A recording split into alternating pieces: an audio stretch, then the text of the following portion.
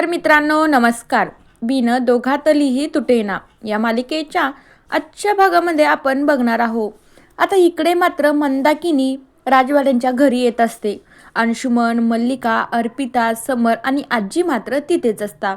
आता जेव्हा मंदाकिनी येते तिला मात्र सतत बडबड करायची सवय असते, त्यामुळे ती तर काय दरवाजातून आतमध्ये एंट्री करता वेळेसच बोलत येते. ती कधीही शांत बसतच नाही.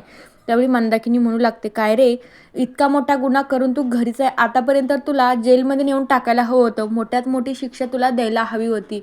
आता इथं अंशुमनला वाटत असतं की ही सगळं मला बोलते, मला हिच्या मुलीचाच बदला घ्यायचा, ही मला काय बोलते, मला हिचा पण बदला आता घ्यायचा आहे. अंशुमनच्या डोक्यात एवढंच चालू राहतं.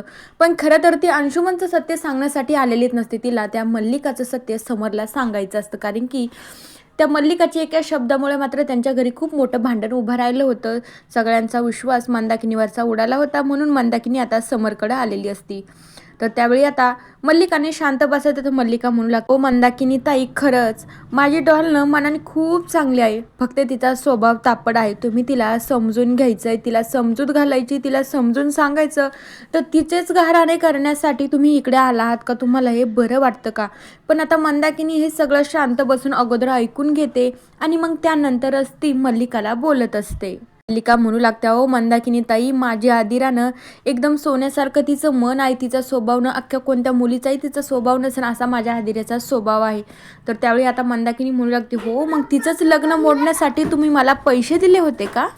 त्यानंतर मंदाकिनीचं असं बोलणं ऐकून मल्लिकाला तर खूपच मोठा धक्का बसतो. ती डायरेक्टली तोंडालाच हात लावते. समरी आश्चर्याने मल्लिकाकडे बघू लागतो, तर अंशुमन, अर्पिता तर शांतच बसते आणि आजीला तर कळत नसते आपल्या घरामध्ये हे काय चालू आहे म्हणून.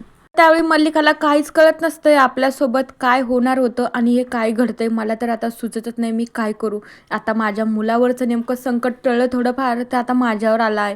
तर मंदाकिनी म्हणू लागते की समर साहेब, तुम्हाला माहिती आहे का, डिबोचचे पेपर पण यांनीच माझ्याकडे पाठवले होते आणि मला ह्याच म्हणल्या की प्लीज मला तुमच्यानं याच्यावर रोहनची सही करून देताय का? आणि ह्या सगळा घाटनं यांनीच घातलेला आहे.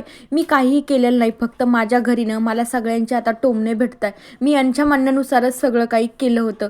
आता समरला तर कळत नसतं आपल्या घरातल्या व्यक्तीच एक एक आपल्यासोबतच का अशा खोटं वागत हा. समरला तर काहीच कळत नसतं, त्याचं डोकंच काम करत नसतं. आता स्वानंदीने या सगळं प्रकरण शांत केलं असतं तर स्वानंदी घरीच नसते. तर आता काय होईल येणाऱ्या एपिसोडमध्ये आपण नक्की बघूया. आता मल्लिकाचं तर काही खरं नाही. अंशुमनचं आत्ताच काहीतरी झालं होतं, त्याचं कुठं निपटलं, तर आता मल्लिकाने हा घाट घालून ठेवला आहे. तर मित्रांनो बघूया येणाऱ्या एपिसोडमध्ये काय होतं. तोपर्यंत या मालिकेच्या पुढील भागांच्या अपडेट्ससाठी आपल्या चॅनलला सबस्क्राईब करा. So bye. व्हिडिओ आवडला छान अशी कमेंट करून नक्कीच सांगा.